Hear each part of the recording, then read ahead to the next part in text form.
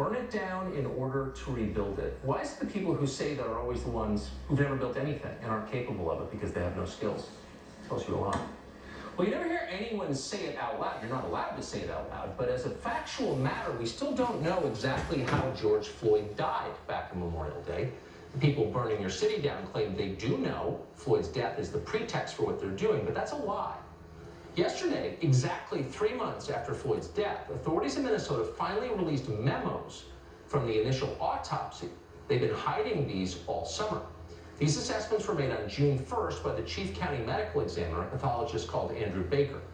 Dr. Baker concluded that George Floyd had so much methamphetamine and fentanyl in his system that if he had been found in his home, his death would have been ruled an open and shut overdose. Floyd's blood contained, quote, a fatal level of fentanyl under normal circumstances, end quote.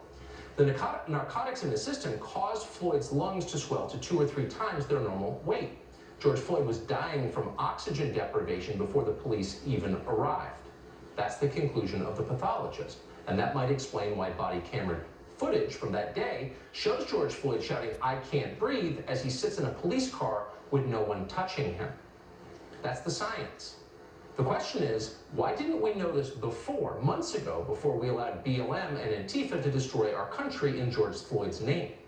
Well, we probably didn't know that for the same reason that news organizations are still ignoring the medical examiner's report, these champions of science, even now that it's been released.